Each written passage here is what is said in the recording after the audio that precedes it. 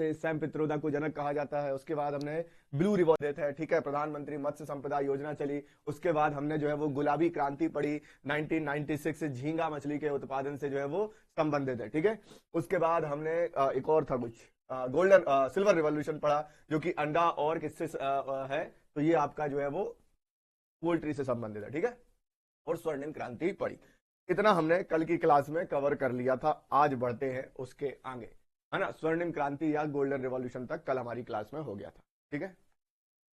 चलिए 1 मिनट रुकना। बढ़िया।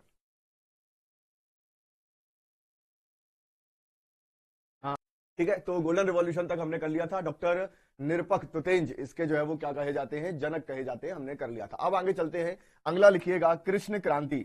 कौन सी क्रांति लिखेंगे भाई साहब, लिखिएगा कृष्ण क्रांति या ब्लैक रिवॉल्यूशन। कृष्ण क्रांति या ब्लैक रिवॉल्यूशन या काली क्रांति, जो लिखना हो। आप कृष्ण क्रांति भी लिख सकते हो, काली क्रांति भी लिख सकते हो। इसे कहा जाता है ब्लैक रिवॉल्यूशन। क्या कहा जाता है, ब्लैक रिवॉल्यूशन। किससे संबंधित था बताइए भाई और बहनों, ब्लैक रिवॉल्यूशन या कृष्ण क्रांति। ब्लैक रिवॉल्यूशन या कृष्ण क्रांति। यदि ब्लैक रिवॉल्यूशन या कृष्ण क्रांति की बात करें तो ये कब शुरू हुआ और ये किससे संबंधित था, जिसमें महत्वपूर्ण है कि ये किससे संबंधित था। इस तरीके का आपसे सवाल पूछा जाएगा, ठीक है। कृष्ण क्रांति की बात करें तो इसका जो पीरियड था, इसका जो कालखंड था, है ना, इसका जो कालखंड था, इसका जो टाइम पीरियड था, है ना, वो आपका चलता है 1970s में। 1970 का दशक, है ना, कौन सा भैया, 1970 का दशक चल रहा था, तब जो है इसकी शुरुआत होती है ना। और आप देखते हो अपनी गाड़ी में ऑयल डलवाते हो तो वो कैसा हो जाता है, जल के वो हो जाता है। आवाज नहीं आ रही मेरी, हाँ होता है, कई बार आवाज नहीं आती है। उसके लिए ये है कि आप जैसे मोबाइल में म्यूट हो तो उसे को अलग कर दो, या एक बार मोबाइल को ऐसे आप धो दोगे तो कई बार उसका कचरा साफ होने से भी आवाज आने लगती है। एक बार कोशिश करें, ठीक है। चलिए, तो इसको समझ गए। अब 1970s में इसका जो है वो आगाज हुआ था। इसका मुख्य उद्देश्य क्या था, ऑब्जेक्टिव क्या था साहब, उद्देश्य क्या था, या हम बात करें ऑब्जेक्टिव क्या था इस क्रांति का, ऑब्जेक्टिव या उद्देश्य क्या था। तो उद्देश्य था जो पेट्रोलियम है और जो खनिज तेल है जिसको हम खाते हैं, तो पेट्रोलियम और खनिज तेल में हम आत्मनिर्भर बन सकें, उसके लिए इस क्रांति को शुरू किया गया था, ठीक है। तो पेट्रोलियम और खनिज तेल उत्पादन में आत्मनिर्भरता के लिए लिखिएगा पेट्रोलियम और, लिखना पेट्रोलियम और, पेट्रोलियम और, पेट्रोलियम और, पेट्रोलियम और खनिज तेल उत्पादन में, खनिज तेल उत्पादन में, उत्पादन में हम आत्मनिर्भरता लाना चाहते थे। आत्मनिर्भरता, निर्भरता ध्यान में रखिएगा, ठीक है। लिखेंगे आत्मनिर्भरता, self reliance in petroleum and self self reliance of, self reliance किस चीज में, ऑफ बोल रहा हूं, पेट्रोलियम किस चीज में चाहिए, पेट्रोलियम में, in petroleum, in petroleum and mineral oils, and mineral oil production. समझ में आया जी। तो यहां पर काली क्रांति किससे संबंधित है, इतना याद रखना, पेट्रोलियम से संबंधित है। बस इतना सवाल आपका सीधा सीधा इससे पूछा जाता है, ठीक है। चलिए, वेरी गुड मॉर्निंग बेटा, सभी बैठ जाए ना। अब बढ़िया पेन पेपर लेकर सभी बैठेंगे। और एक चीज ध्यान रखना, हर एक शब्द को लगभग 3 बार बोलता हूं ऑन एवरेज में, तो आप सुनने की अच्छी आदत डालें, वरना दिक्कत में प्रॉब्लम हो जाएगी। सिर्फ ऐसा नहीं कि बैठे बैठे लिख ही लिया या सुन ही लिया, आपको मन लगाकर जो है वो क्लास अटेंड करनी है, 1 घंटे की क्लास, है ना। आगे बढ़े देश के नौजवानों, लिख लो भाई। ये कौन है भाई, काला डॉन में तुम लोगों के। लिखिएगा लाल क्रांति, है ना। अगला कौन सा लिखेंगे भाई साहब, लिखिएगा लाल क्रांति, लिखेंगे लाल क्रांति, लाल क्रांति या रेड रिवॉल्यूशन, रेड रिवॉल्यूशन, लाल क्रांति या रेड रिवॉल्यूशन, ध्यान देंगे, लाल क्रांति या रेड रिवॉल्यूशन, लाल क्रांति या रेड रिवॉल्यूशन नोट करेंगे। लाल क्रांति या रेड रिवॉल्यूशन की यदि हम चर्चा करें तो अब आपको उतना ज्यादा ना ईयर याद रखना है ना कुछ, फ्री में आपको ईयर बता देता हूं। अब आपको सीधा सीधा याद रखना है कि ये किससे संबंधित है, क्योंकि उसी प्रकार के जो है वो आपसे क्या पूछे जाते हैं, सवाल पूछे जाते हैं ना। तो अब ज्यादा लोड लेने वाली जरूरत नहीं है, मैं आपको बता देता हूं, लेकिन याद करने की आवश्यकता नहीं है। एग्जाम में नहीं आता कि आप इसका कालखंड बताओ, आप इसका पीरियड बताओ, ठीक है। ये 1980s के दशक की बात है, 1980s 1980 के दशक की बात है। और ये जो लाल क्रांति है, ये टमाटर, टमाटर कैसा होता है भाई, लाल होता है। तो ये किससे संबंधित है, टमाटर से संबंधित है। और मैंने आपको पहले ही बताया है लाल क्रांति मांस के प्रोडक्शन से संबंधित होती है, तो इसमें आप लिख लीजिएगा ये मांस के प्रोडक्शन से संबंधित है। तो किस किस से है, टमाटर और मांस उत्पादन। लिखिएगा इसका उद्देश्य क्या है जी, इसका उद्देश्य क्या था, उद्देश्य या इसका ऑब्जेक्टिव क्या था भाई। तो इसका ऑब्जेक्टिव आपको क्या मिलता है, टमाटर और मांस उत्पादन। लिखिएगा टमाटर और मांस उत्पादन, टमाटर और मांस उत्पादन, टमाटर और मांस उत्पादन से संबंधित है। Tomato and meat production, tomato and किससे संबंधित है, मीट प्रोडक्शन से, टोमेटो एंड मीट प्रोडक्शन से संबंधित है, ध्यान में रखिएगा। अच्छा एक और चीज है, इसके भी पिताजी पूछे जा सकते हैं। तो टमाटर या मीट प्रोडक्शन किससे संबंधित है, लाल क्रांति। और लाल क्रांति का जनक किसे कहा जाता है, तो लिख लेना इसका जनक आप किसे कहोगे, इसके पिताजी आप किसे कहोगे। लिखेगा father of red revolution is Vishal Tiwari. क्या नाम है जी, विशाल तिवारी। लिखेंगे विशाल तिवारी, विशाल तिवारी, लिखेंगे विशाल तिवारी। विशाल तिवारी को फादर ऑफ रेड रिवॉल्यूशन या लाल क्रांति का जनक कहा जाता है। क्या कहा जाता है, लाल क्रांति का जनक कहते हैं। नोट करेंगे। कल से बेटा, कल से क्लास शुरू हुई है, आज सेकंड क्लास है ना। कृष्ण क्रांति के पिताजी नहीं आते, हर किसी के पिताजी नहीं होते, है ना। जैसे वो डायलॉग था ना अमिताभ बच्चन का ना, मेरे पास गाड़ी है, बंगला है, पैसा है, दौलत है, दौलत है, तुम्हारे पास क्या है, मेरे पास माँ है। चलेगा, आगे बढ़े। अगला लिखिएगा इंद्रधनुषी क्रांति। क्या लिखोगे, इंद्रधनुषी क्रांति या रेनबो रिवॉल्यूशन, इंद्रधनुषी क्रांति या रेनबो रिवॉल्यूशन। लिखिएगा इंद्रधनुषी, इंद्रधनुषी क्रांति, इंद्रधनुषी क्रांति या रेनबो रिवॉल्यूशन, रेनबो रिवॉल्यूशन, इंद्रधनुषी क्रांति या रेनबो रिवॉल्यूशन, इंद्रधनुषी क्रांति या रेनबो रिवॉल्यूशन। नोट करना देश के नौजवानों, ठीक है। इंद्रधनुषी क्रांति या रेनबो रिवॉल्यूशन, इंद्रधनुषी क्रांति या रेनबो रिवॉल्यूशन की हम बात करें, ये जो क्रांति है, ये अब रेनबो जो होता है, जो इंद्रधनुष होता है, उसमें क्या होता है जी, उसमें आप देखोगे कि बहुत सारे कलर होते हैं, एक कलर नहीं कई सारे कलर होते हैं, ध्यान रखिएगा। तो यहाँ पर जो रेनबो रिवॉल्यूशन है वो पूरी की पूरी खेती किसानी के समग्र विकास के लिए है, कि भाई सब चीजों को हम क्या करेंगे, यहाँ पर बढ़ावा देंगे, इस चीज पर फोकस है। तो कृषि के सभी क्षेत्रों में समग्र विकास के लिए इसकी शुरुआत हुई। लिखिएगा कृषि के समस्त क्षेत्रों में या कृषि के सभी क्षेत्रों में, लिखिएगा कृषि के, कृषि के, कृषि के, लिखना कृषि के, कृषि के सभी क्षेत्रों में, कृषि के सभी क्षेत्रों में समग्र विकास के लिए, समग्र विकास के लिए, ध्यान में रखेगा, समग्र विकास के लिए इंद्रधनुषी क्रांति की शुरुआत हुई। Holistic development in, holistic development, holistic development in all sectors of, in all sectors of agriculture, agriculture, ठीक है, agriculture ध्यान में रखेगा, ठीक है। holistic development of all sectors of, holistic development in all sectors of agriculture, clear है। इनका पिता तो नहीं करेंगे, लेकिन इसकी लीडरशिप किसके पास में थी, लिख लेना नेतृत्व किसने किया या लीडरशिप किसके पास में थी, लीडरशिप या नेतृत्वकर्ता कौन था, सॉरी। तो इसकी लीडरशिप थी डॉक्टर आर एस परोदा और doctor N N Singh, doctor R S Paroda, doctor R S Paroda, doctor R S Paroda, है ना, दोनों डॉक्टर साहब थे, और doctor N N Singh, and doctor N N Singh, doctor N N Singh, doctor N N Singh, ध्यान रखना, क्लियर है। Doctor R S Paroda, doctor R S Paroda and doctor N N Singh, doctor N N Singh, ध्यान रखें, क्लियर है, नोट करो जल्दी से। तभी लिख ले। अच्छा, और जब ये इंद्रधनुषी क्रांति शुरुआत हुई, चीजें हुई, तभी मोदी जी ने भी कहा, क्या कहा, भाई और बहनों हम 2022 तक किसानों की आय दुगनी कर देंगे। 2022 तक, अब क्या आ गया है, 2025 आ चुका है, ठीक है, तभी लिखेंगे। इसका कोई पीरियड नहीं है, ये चल ही रहा है ना। सर आप इंडिया के best teacher in the world, love you, love you आपको भी भाई। और ऐसा कुछ नहीं है, आप ये कह सकते हो कि मैं अच्छा एक स्टूडेंट हूं। सर आवाज भी नहीं समझ नहीं आती, तो ऐसा थोड़ी ना कि जो लोग टॉप गया हो।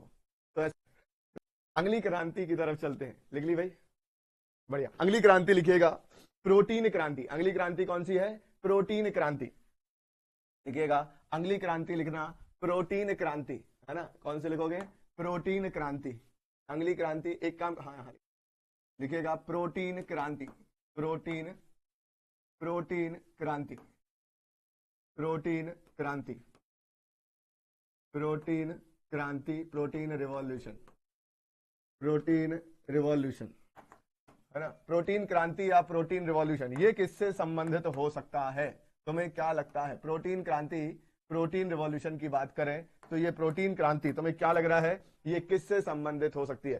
प्रोटीन क्रांति जो है मोदी जी आए तब इन्होंने चालू किया, इसकी शुरुआत पहले हो जानी चाहिए थी लेकिन ये हुई नहीं, है ना। तो इसकी जो शुरुआत हुई थी, ये जो क्रांति स्टार्ट की गई थी, ये मोदी जी के आने के बाद की गई सन 2014 में, 2014 में होती है, ध्यान में रखिएगा।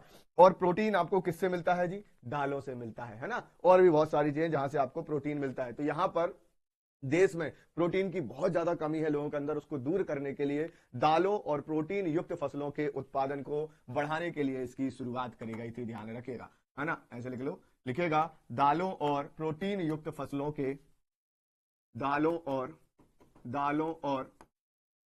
प्रोटीन युक्त फसलों के, प्रोटीन युक्त फसलों के, प्रोटीन युक्त फसलों के उत्पादन को बढ़ाना, उत्पादन को बढ़ाना।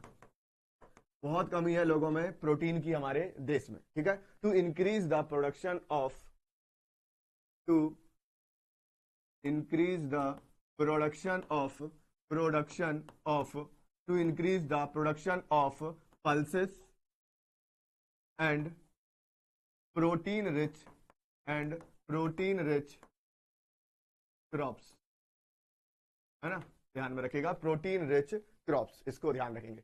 अच्छा, इनके पिताजी यदि आपको लिखना हो तो आप लिख सकते हो, इसके जनक किसे कहा जाता है, इसके फादर आप कह सकते हो किसे, भारत के प्रधानमंत्री श्री नरेंद्र मोदी जी, लिख लेना नरेंद्र मोदी, नरेंद्र मोदी जी, ठीक है, नोट करेंगे, भारत के प्रधानमंत्री श्री नरेंद्र मोदी जी, ध्यान में रखिएगा। इन्हें इसका फादर कहा जाता है। इन्होंने इसकी क्या करी थी, शुरुआत करी थी, एक स्कीम लॉन्च की थी इन्होंने, राष्ट्रीय खाद्य सुरक्षा मिशन, है ना, जैसे आप क्या कह सकते हो, national food security mission, NFSM, वो भी इसी के अंतर्गत जो है वो चल रहा है, ध्यान नोट कर लो जल्दी से।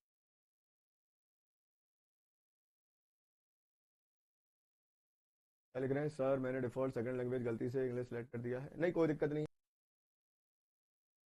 कुछ भी इस पर जाएगा, बताइए गोल्डन रिवॉल्यूशन किससे संबंधित है, इसके फादर कौन है, इस तरीके का आ जाएगा, ठीक है।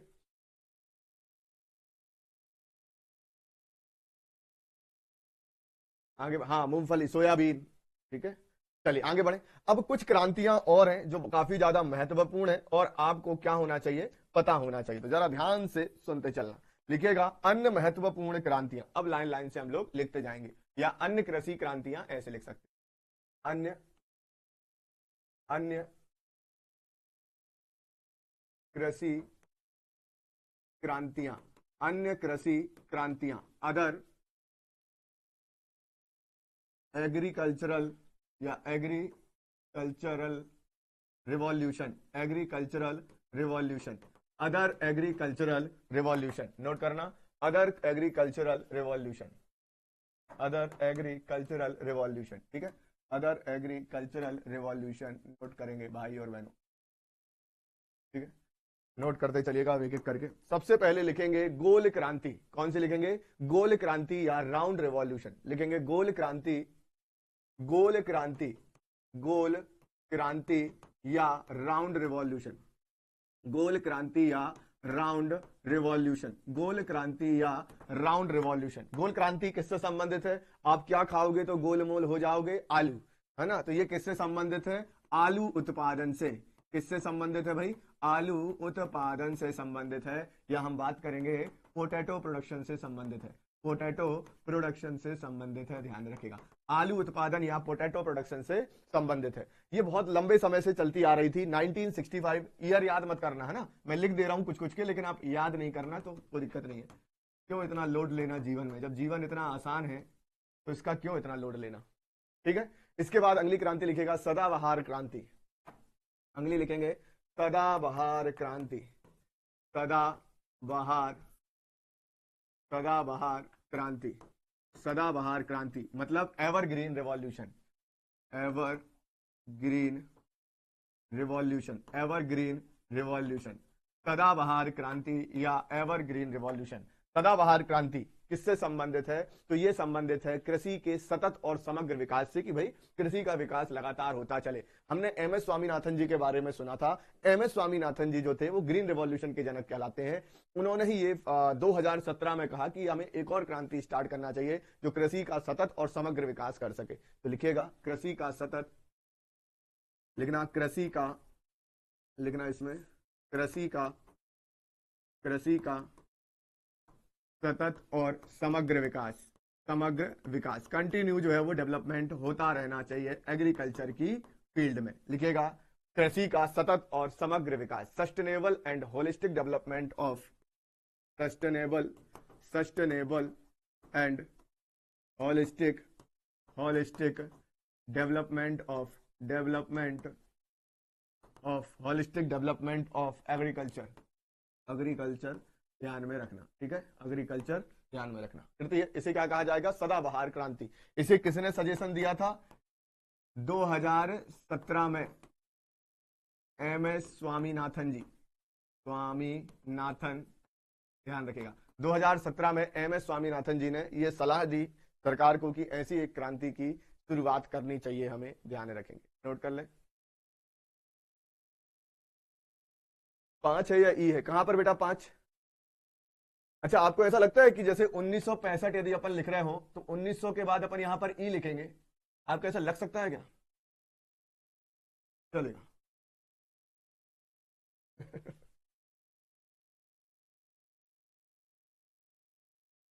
सर इस क्लास की पीडीएफ आएगी? हाँ भाई बिल्कुल आएगी। हाँ, सारी क्लासेस की पीडीएफ आएंगी। आईबी का रिजल्ट आ जाएगा, वो टाइम पे ही आ जाता है, दिक्कत नहीं। सर आपकी शादी हो गई? हाँ 8-10 बच्चे होंगे मेरे, लेकिन पता नहीं कहाँ है। चलिए, समग्र विकास लिख लिया। अब चलते हैं भूरी क्रांति, है ना। भूरी क्रांति, ये भूरी क्रांति ना थोड़ा मुझे पढ़ाने में हंसी इसलिए आती है, कारण ये है कि हमारे यहाँ एक कुत्ता है, उसका नाम भूरी, मतलब ठीक है, तो उसका नाम क्या भूरी है, तो मुझे भूरी क्रांति पढ़ाते समय ना उसकी याद आ जाती है। ध्यान रखिएगा भूरी क्रांति, है ना, ध्यान रखेंगे भूरी क्रांति। हाँ जी, नोट करेंगे भूरी क्रांति, या क्या लिख लोगे इसे? ब्राउन रिवॉल्यूशन, ध्यान रखिएगा। अच्छा, भूरी क्रांति या ब्राउन रिवॉल्यूशन की यदि हम बात करें, ये किससे संबंधित है? तो ये है चमड़ा और कोको उत्पादन से।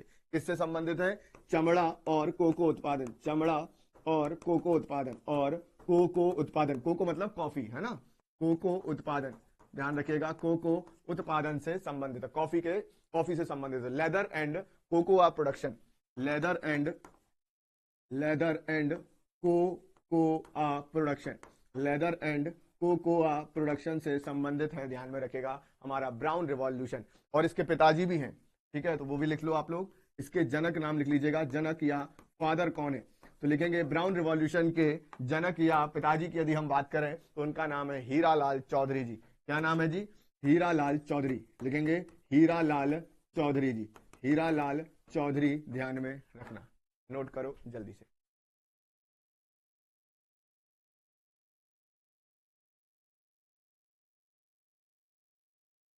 लिख लिया?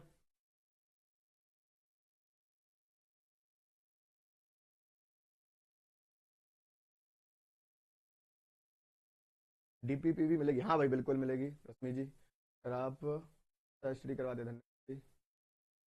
नहीं, आईबी के रिजल्ट की डेट नहीं बता सकता दोस्त, मुझे नहीं पता कब आएगा।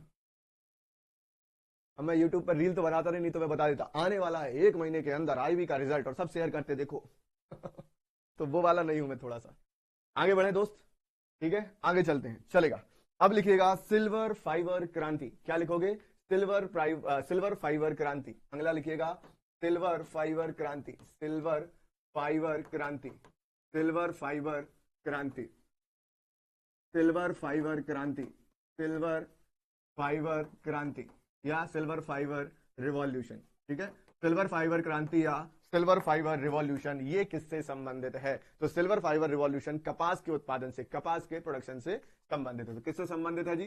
कपास या कॉटन, नोट करेंगे, कपास या कॉटन के प्रोडक्शन से संबंधित है, इसे आप यहां पर ध्यान रखना। ठीक है, फिर आता है golden fibre revolution. Silver fibre हो गया, अगला लिखिएगा golden fibre revolution, golden fibre revolution, ध्यान रखिएगा, है ना। गोल्डन फाइबर क्रांति या golden fibre revolution, golden fibre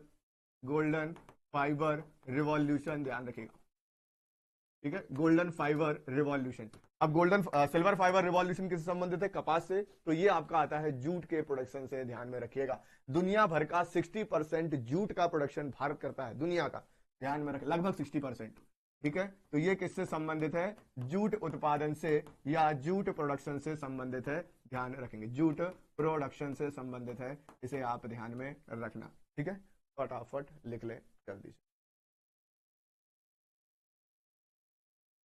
लिखेंगे भाई फटाफट।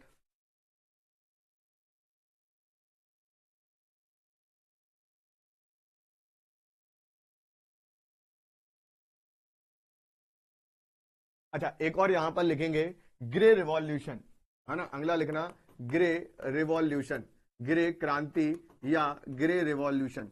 यदि हम ग्रे रिवॉल्यूशन की बात करें तो ये किससे संबंधित है? तो ये जो खेतों में फर्टिलाइजर डाला जाता है उससे संबंधित है, मतलब ये संबंधित है उर्वरक से, है ना, उर्वरक या फर्टिलाइजर्स, ध्यान में रखिएगा। तो फर्टिलाइजर्स या उर्वरक से संबंधित है, नोट कर लें सभी लोग, सारे देश के नौजवान लिख लें भाई जल्दी से इसको।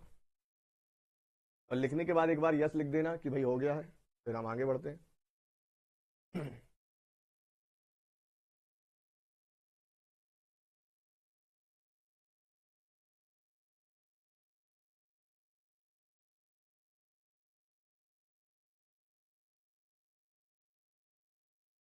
आप पॉलिटिक्स क्यों नहीं पढ़ा रहे हैं सर जी? आपसे पढ़ने में, हाँ कोई और पढ़ा रहा होगा, कोई दिक्कत नहीं है। क्लास लगभग 40-45 डेज चलेगी।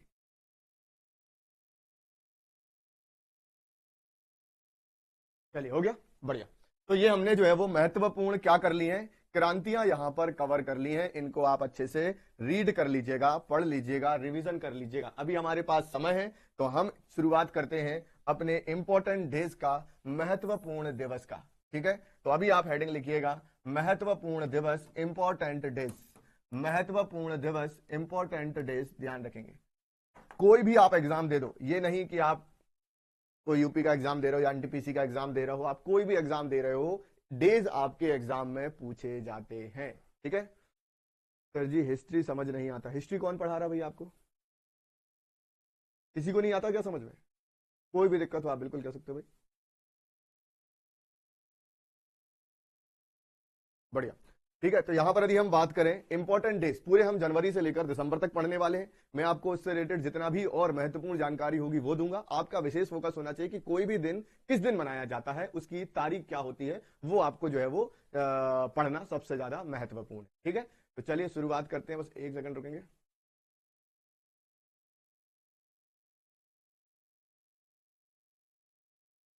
जी बिल्कुल समझ नहीं आता है, दूसरा टीचर लगवा दो।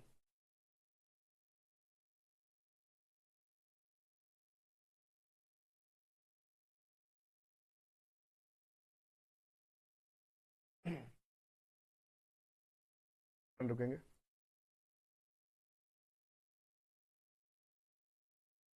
चलिए बढ़िया, लिख लिया। चलिए, पहले दिन से स्टार्ट करेंगे, शुरुआत करते हैं जी जनवरी के महीने से। किससे शुरू करते हैं? पहला महीना लिखिएगा जनवरी का महीना। ठीक है, जनवरी का महीना ध्यान रखना। ठीक है, कौन सा लिखेंगे? जनवरी का महीना। जनवरी की शुरुआत अभी बहुत अच्छे से जो है वो होने वाली है। अब बेटा पढ़ाई पर ध्यान दो आप लोग, है ना, कितने सारे कमेंट कर रहे हो। हिस्ट्री सर हिंदी में लिख देते हैं बट इंग्लिश में ठीक से नहीं लिखते हैं, इंग्लिश वालों को आप सारे सब्जेक्ट पढ़ाइए।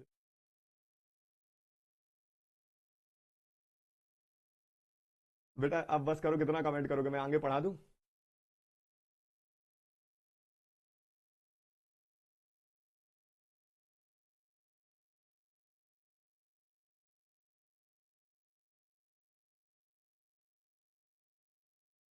एक मिनट। हाँ बिल्कुल लग सकता है बेटा, कोई भी टीचर लग सकता है, कोई दिक्कत नहीं। आपकी जो भी यदि दिक्कत रहे ना, आप टीम से कांटेक्ट कर लिया करो, ठीक है। चलो आ जाओ। अब आते हैं जनवरी। जनवरी पहला महीना और पहला दिन, पहला महीना पहला दिन और पहला ही जो इसका लिखा हुआ है 1 जनवरी, ये आपके एग्जाम में पूछा जाता है। तो ये महत्वपूर्ण है, जहां मैं आपको कह दूं कि ये बहुत महत्वपूर्ण है, वहां स्टार लगा लेना या उसे नोट कर लेना, ध्यान रखेगा। 1 जनवरी को वैश्विक परिवार दिवस, ग्लोबल फैमिली डे के रूप में मनाया जाता है। और ये दिन क्यों मनाया जाता है? ये दिन इसलिए मनाया जाता है जिससे दुनिया भर में जो है वो फैमिली को लेकर मैसेज दिया जा सके। बेसिकली हमारे देश में तो हम फैमिली को बहुत मानते हैं, लेकिन दुनिया भर में फैमिली का उतना वैसा कंसेप्ट नहीं है जितना हमारे देश में है। तो ये लोग उसके लिए अलग से एक दिन मनाते हैं। जैसे आप देखोगे विदेशों में फादर्स डे मनाया जाता है, मदर्स डे मनाया जाता है, और हम आजकल उसे अपने देश में भी मनाने लगे हैं, जबकि हमें उसकी जरूरत नहीं है, हम अपने माँ बाप का सम्मान करते हैं। ठीक है, चलिए फिर आता है 3 जनवरी। 3 जनवरी को डीआरडीओ स्थापना दिवस के रूप में सेलिब्रेट किया जाता है। किसके रूप में? डीआरडीओ स्थापना दिवस के रूप में सेलिब्रेट किया जाता है। डीआरडीओ क्या होता है भाई? डीआरडीओ की यदि हम यहां पर चर्चा करें, जरा ध्यान दीजिएगा, डीआरडीओ क्या होता है? डीआरडीओ का फुल फॉर्म होता है defence research and development organisation. क्या कहते हैं भाई इसे? ध्यान रखिएगा, defence research and development organisation. ध्यान रखें, ऑर्गेनाइजेशन लिखा, ओआरजी लिखा है ना, organisation, defence research and development organisation लिखिएगा। रक्षा अनुसंधान संगठन भी इसे कहा जाता है, ठीक है, रक्षा अनुसंधान संगठन इसे कहा जाता है। स्थापना कब हुई थी साहब इसकी? तो 1958, एग्जाम में पूछा जाता है, 1958 में डीआरडीओ की स्थापना होती है। ध्यान, इनका मुझे मोटो अच्छा लगता है, मोटो मतलब ध्येय वाक्य। इनका मोटो क्या है, इनका आदर्श वाक्य क्या है? वो है वलस्य मूलम विज्ञानम। क्या है? वलस्य मूलम विज्ञानम, है ना, मतलब कि बल का मूल विज्ञान में है ना। जो आपके पास पावर होती है वो आपको साइंस से मिलती है, ध्यान में रखिएगा, ठीक है। अभी इसके हेड कौन है भाई? अभी है समीर वी कामत। अभी जो इसके हेड हैं वो कौन है? तो वो है समीर वी कामत जी। कौन है? समीर वी कामत जी है, वो भी आप ध्यान में रखना, समीर वी कामत जी है, ध्यान रखेंगे। क्लियर है? तो डीआरडीओ स्थापना दिवस कब मनाया जाता है? 3 जनवरी के दिन मनाया जाता है। फिर आते हैं 4 जनवरी। 4 जनवरी को ब्रेल दिवस मनाया जाता है। ब्रेल दिवस मनाया जाता है कब? 4 जनवरी को। 4 जनवरी को ही ब्रेल दिवस क्यों मनाया जाता है? ये मनाया जाता है लुई ब्रेल की स्मृति में। लुई ब्रेल कौन थे? जिन्होंने, जो लोग आंखों से देख नहीं सकते, जो दृष्टि बाधित होते हैं, उनके लिए एक लिपि बनाई थी जिसे हम क्या कहते हैं? ब्रेल लिपि। आपने नाम सुना होगा, है ना, ब्रेल लिपि, जिसमें उभरा उभरा सा जो है वो लिखा रहता है। उस ब्रेल लिपि को बनाया था लुई ब्रेल ने, ध्यान में रखेगा। और लुई ब्रेल के जन्मदिन को ही विश्व ब्रेल दिवस के रूप में मनाया जाता है, ठीक है। चलिए अगला आता है 5 जनवरी।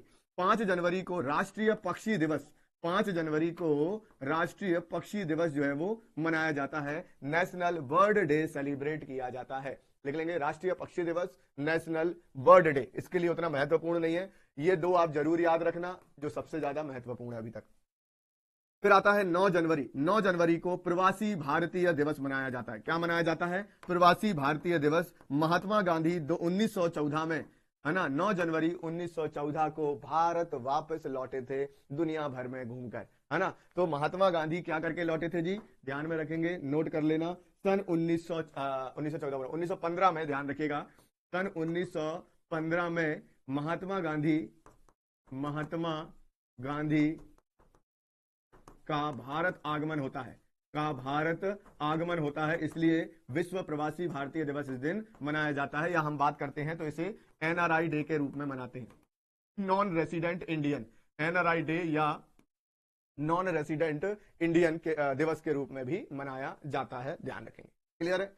उसके बाद आगे आता है जी 10 जनवरी। 10 जनवरी मोस्ट इंपॉर्टेंट है, और वो इसलिए है क्योंकि इस दिन मनाया जाता है हिंदी दिवस। क्या मनाते हैं? हिंदी, है ना, भारत माता के माथे की बिंदी, ये है अपनी हिंदी, ठीक है, हिंदी दिवस। अच्छा, इससे एक सवाल आया था, हिंदी दिवस तो समझ आ गया, दुनिया भर में हिंदी भाषा को बढ़ावा देना, प्रचार प्रसार करना, हिंदी की महत्वता को बताना। दूसरा चीज, ये पहली पहली बार, जैसे आपको मोहब्बत होती है, हुई है सबको, तो पहली पहली बार जब मोहब्बत होती है, वैसे ही पहली बार हिंदी दिवस कब मनाया गया था, तो ये पहली बार 2006 में मनाया गया था। पहली बार कब मनाया गया था, तो 2006 में। ये आपका सवाल पूछा गया, इसलिए मैंने यहाँ पर लिख दिया, नोट कर लें जल्दी से बिना किसी देरी के। तभी करेंगे भाई फटाफट। सर एससी कैटेगरी से हूँ, मेरे पास स्टेट लेवल नहीं, स्टेट नहीं बेटा, आप ना सेंट्रल लेवल का सर्टिफिकेट बना लो, जिनको अभी रिजर्वेशन का रहता है सेंट्रल बनवा लेना चाहिए आपको।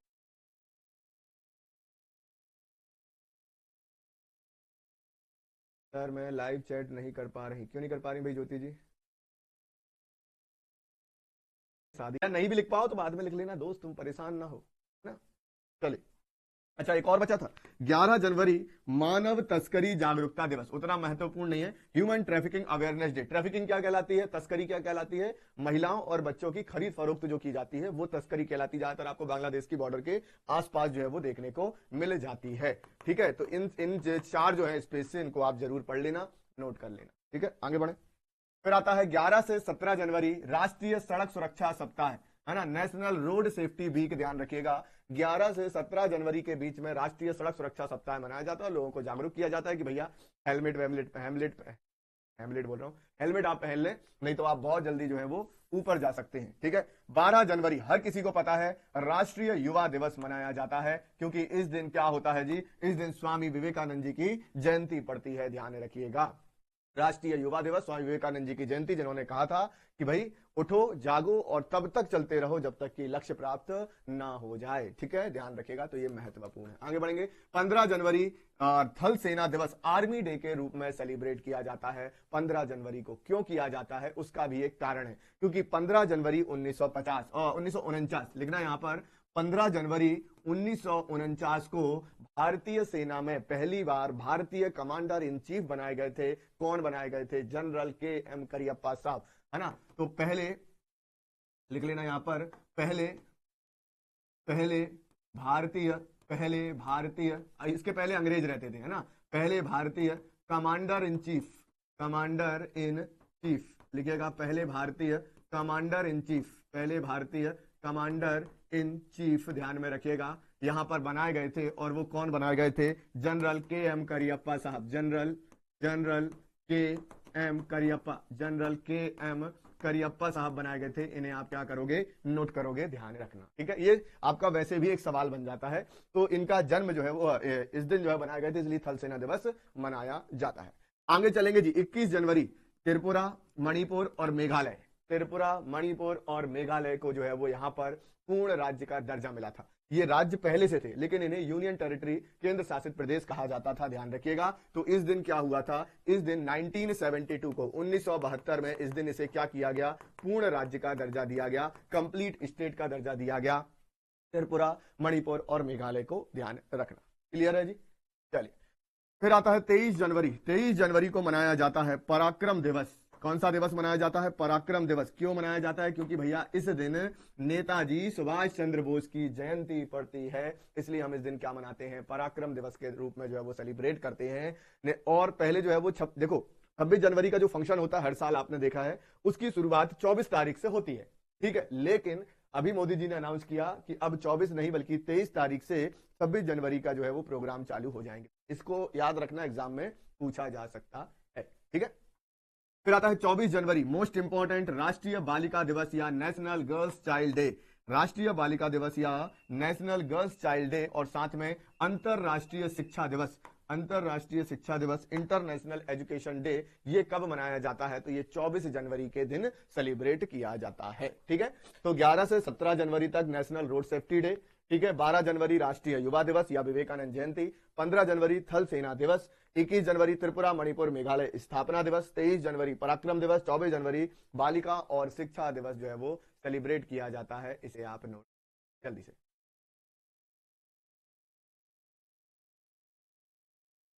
सर 14 सितंबर को हिंदी दिवस मनाया जाता है, बेटा वो राष्ट्रीय हिंदी दिवस है ना, वो हम पढ़ेंगे जब सितंबर का महीना आएगा। ठीक है, डीआरडीओ के हेड हमने समीर बी कामत लिखा बेटा ना, जो पूछ रहा है। आगे बढ़े, चलिए।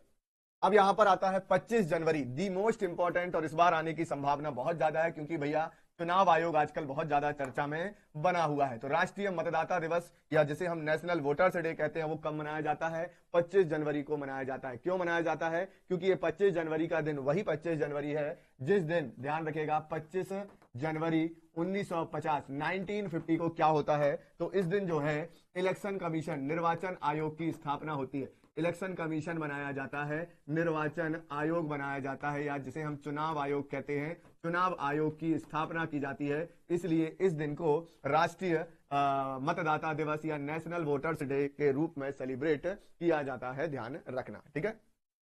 फिर आता है राष्ट्रीय पर्यटन दिवस। क्या आता है जी? राष्ट्रीय पर्यटन दिवस या नेशनल टूरिज्म डे। राष्ट्रीय पर्यटन दिवस या नेशनल टूरिज्म डे ये भी कब आता है? तो 25 जनवरी। तो भैया इस दिन, जिस दिन हम मतदान करने के लिए जाते हैं, उस दिन हमारा त्योहार जैसा ही तो है, एक पर्यटन जैसा है, टूरिज्म जैसा कि चलो घूम कर आते हैं, देखते हैं किसको वोट देना है, ठीक है। 26 जनवरी, ये तो सब जानते हैं, 26 जनवरी को गणतंत्र दिवस और अंतरराष्ट्रीय सीमा शुल्क दिवस मनाया जाता है। इंटरनेशनल कस्टम्स डे और इंटरनेशनल कस्टम डे के साथ साथ इंडियन रिपब्लिक डे के रूप में हम सेलिब्रेट करते हैं। और आपको गणतंत्र दिवस का तो भाई पूरी तरीके से जो है वो पता है, 26 जनवरी 1950, 26 जनवरी 1950 हमारा क्या किया गया था? संविधान को लागू किया गया था, इसलिए इस दिन हम लोग रिपब्लिक डे मनाते हैं, ठीक है।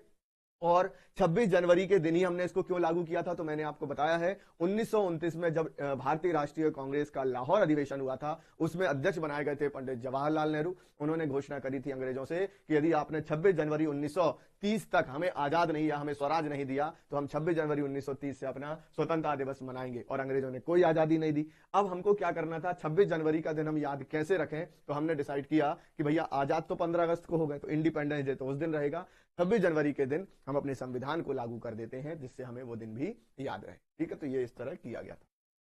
फिर आता है 29 जनवरी, भारतीय समाचार पत्र दिवस, है ना, लिखेगा इंडियन न्यूज़पेपर डे। भारतीय समाचार पत्र दिवस कब मनाया जाता है जी? 29 जनवरी के दिन सेलिब्रेट किया जाता है, इसे आप यहां पर ध्यान रखना, ठीक है।